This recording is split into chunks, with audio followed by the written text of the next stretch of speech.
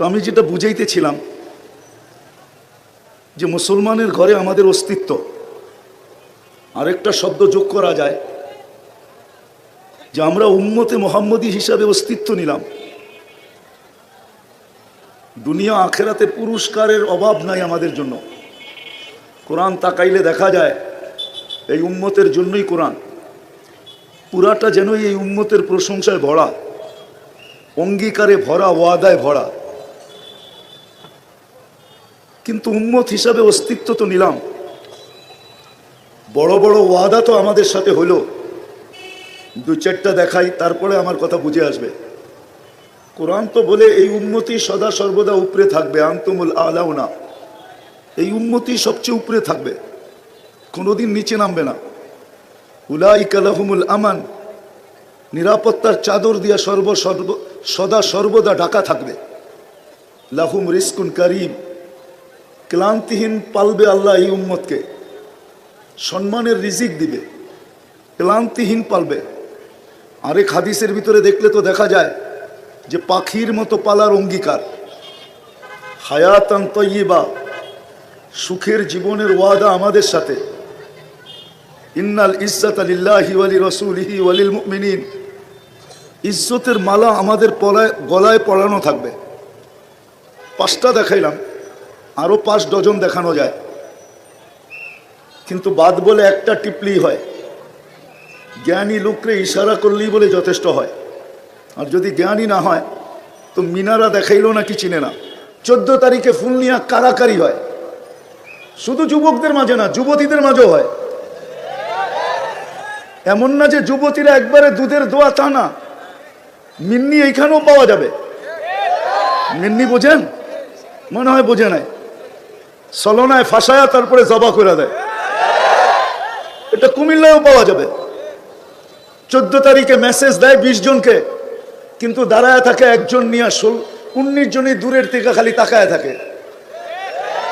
তারপরে মিলা স্লোগান বাহির করে, মিছিল বাহির করে, ছেক খাইলা আমার ভাই, আগেরটা বললাম না, আগেরটা ওরাই মিলায় নিবে না। 31st নাইট আমার দেশে যতটুকু উদযাপিত হয় আমি কোথাও দেখি নাই। দুনিয়ার তো কোনো মহাদেশ বাদ নাই, 7টাই তো দেখলাম, উন্নত দেশও তো বাদ নাই, কিন্তু 31st নাইট তো আমি আমার দেশের মতো দেখি নাই। যুবকদেরকে জিজ্ঞাসা করেন, ওদের তো নির্দিষ্ট জায়গা আছে, ওইখানেই লাফালাফি করে। আর এই দয়াপুরেরও এরকম কোনো বাড়ির ছাদ নাই যেখানে লাফালাফি না করে, না করে না।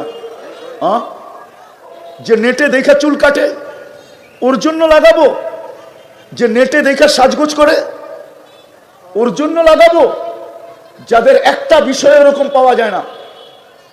রাগ হয়ে যাবেন বলবো, এইখানে ওলামা ছাড়া যারা আমরা আছি, যদিও বয়স অনেক হয়ে থাকে, একজনও তো হাত উঠাইতে পারবে না যার বিয়ের বয়স 40 বছর হয়ে গেছে, যে আমি যেদিন বিয়ে করছি আমি কোনো আলেমের কাছে যাই বলছি যে আমার বিয়ে পড়ানোর অনুষ্ঠানটা আল্লাহর রসুলের বিয়ে পড়ানোর অনুষ্ঠান যেরকম ছিল ওরকম আমি করতে চাই।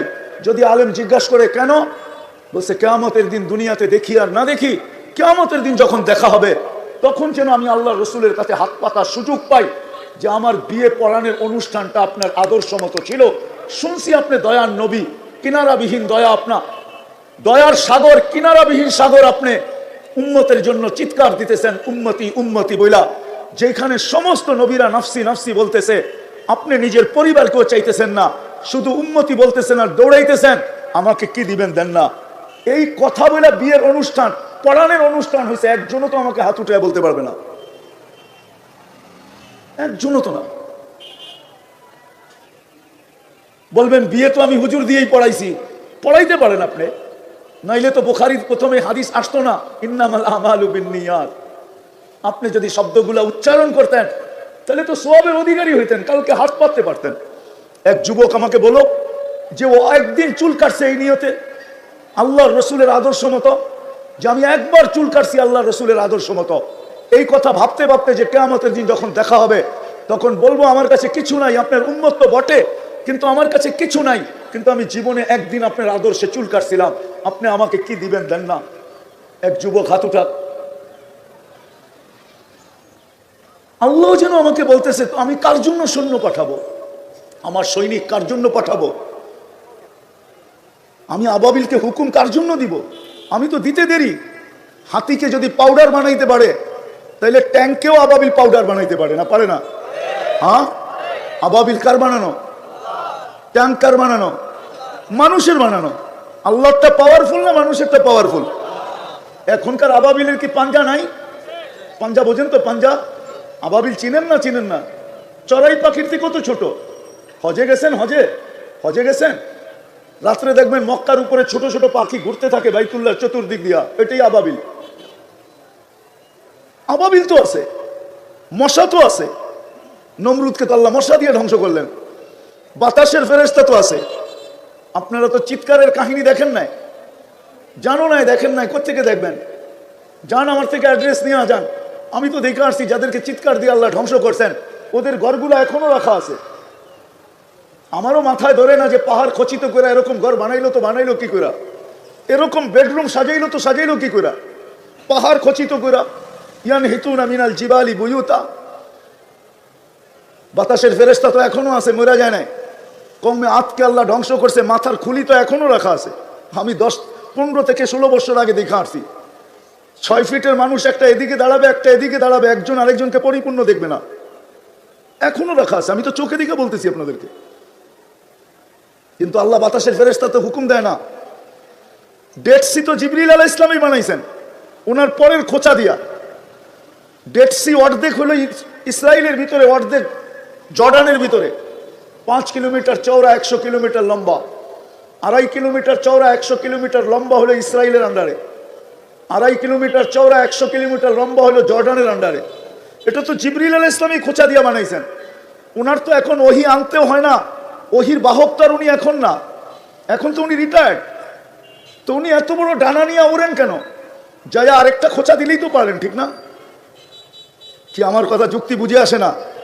কিন্তু আল্লাহ বলে আমি করব, তো করব কার জন্য? চাও বটে, কিন্তু তোমার 24 ঘন্টা তো গায়ের আদর্শে তুমি আদর্শবান হইয়া আমার কাছে আবেদন করো তো বটে, কিন্তু তো তুমি আমার মাহবুবের আদর্শকে তো আদর্শ বানাও নাই। দয়াপুরের ওলামা মানবে কি মানবে না আমি জানি না। আল্লাহ তো নিজের আদর্শের কথা বলছিলেন বটে, আতিউল্লাহ বলছিলেন বটে, কিন্তু যখন প্রশ্ন উঠে গেছে তখন মনে হয় এটাকে আল্লাহ সরায় নিয়ে গেছেন। প্রথম বলছিলেন আতিউল্লাহ, আমার মত মতো চলো, কিন্তু প্রশ্ন উঠে গেছে আপনাকে তো চোখে দেখা যায় না। লা তারাকাল উয়ুন ওয়ালা তুখালিতুকাদ দুনুন, আপনাকে তো ধ্যান ধারণে আনা যায় না। ওয়ালা ইয়াসিফুকাল ওয়াসিফুন, আপনাকে তো বর্ণনা দিয়ে শেষ করা যায় না। আপনার মন মতো চলবো তো চলবো কি করে? আপনার কথা মতো চলবো তো চলবো কি করে?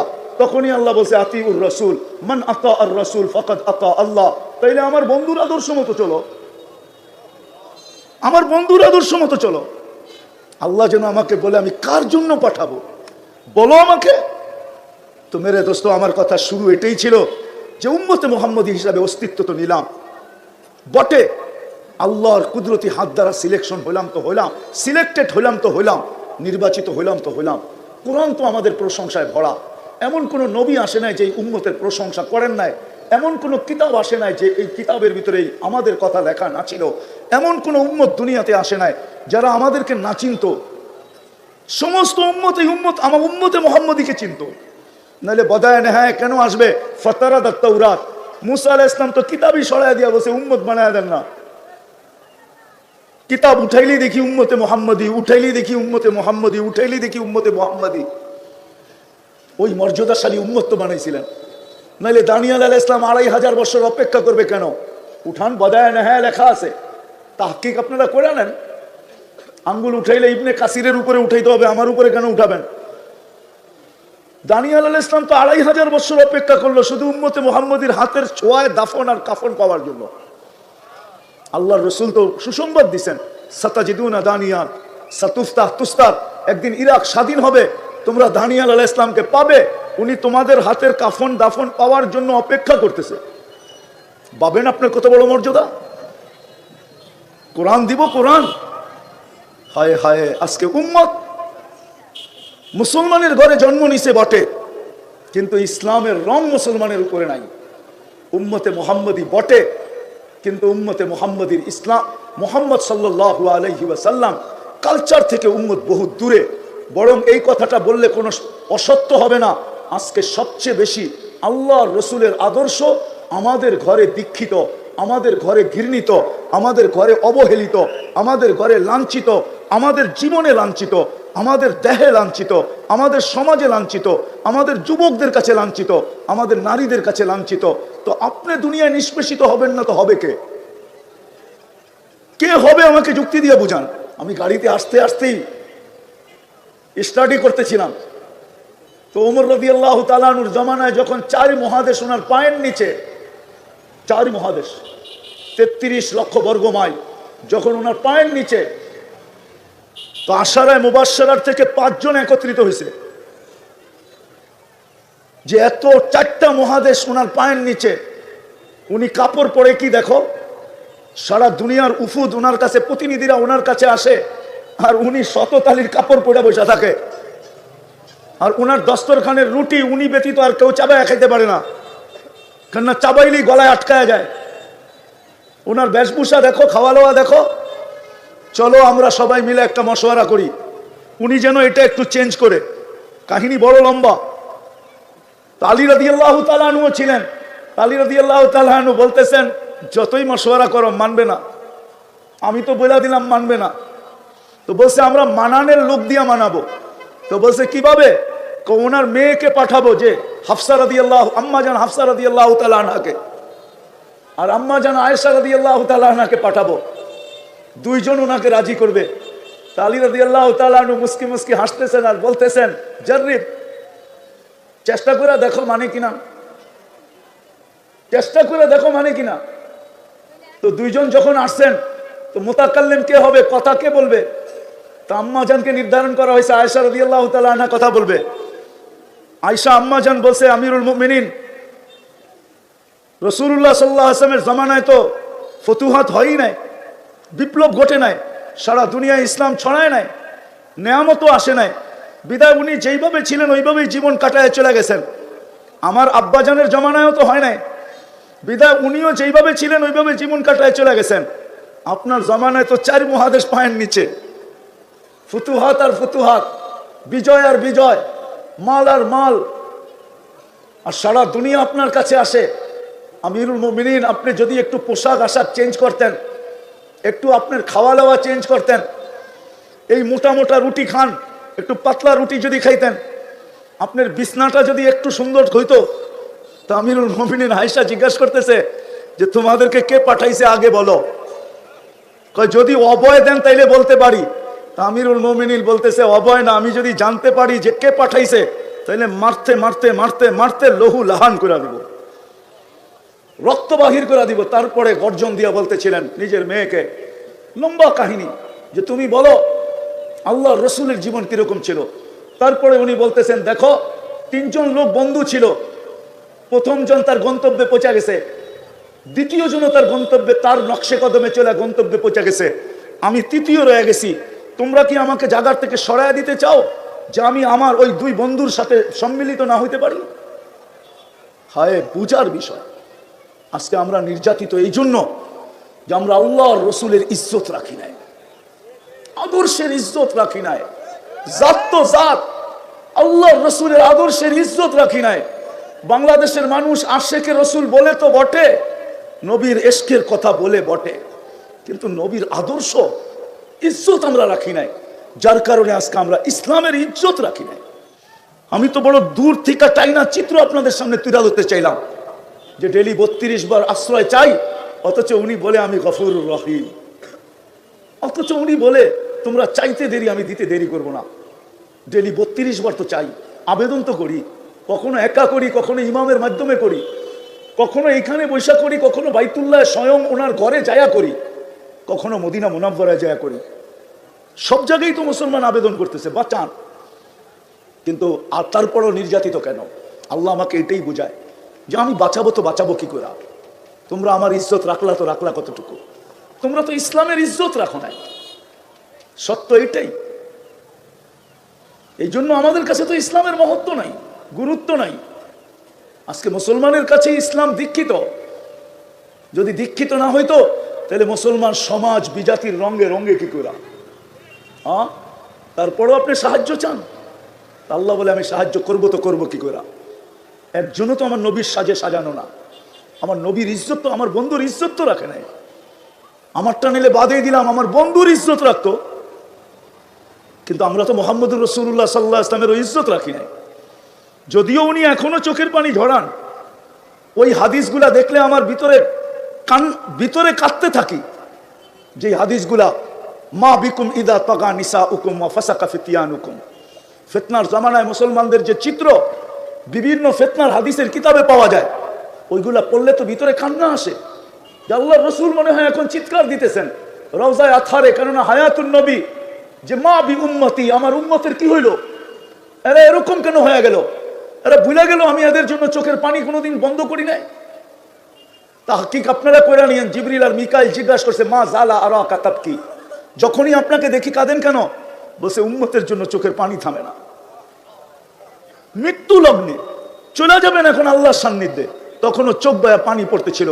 জিবরিল আলাইহিস সালাম জিজ্ঞাসা করছে, আতাবকি ওয়া আনতা ইলা রাফিকিল আলা, এখনো কাঁদেন?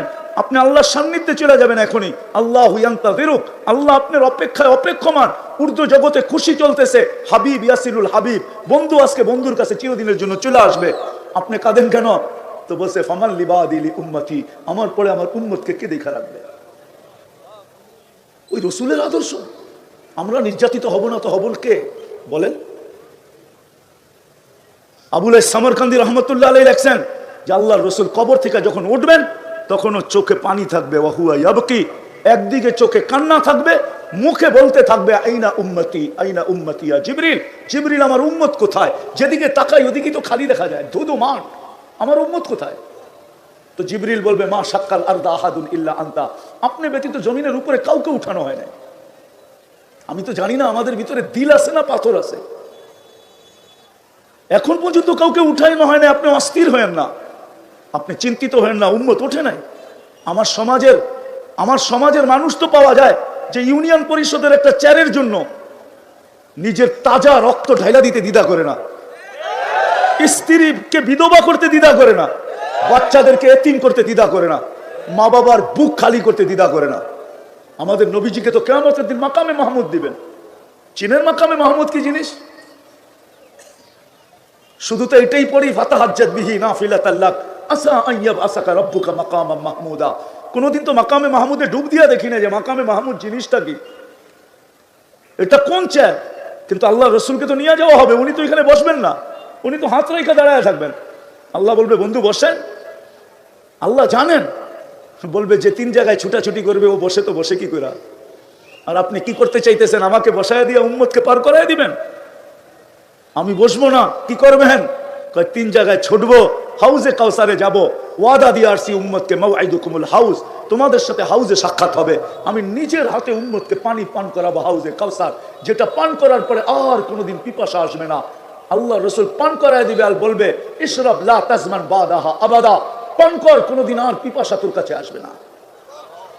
আমি ওইখানে পানি পান করাবো, তারপরে মিজানের কাছে ছুটবো। পাল্লা যদি সামনে না ঝুঁকে তো আপনার প্রতিশ্রুতিগুলো কাজে লাগাবো।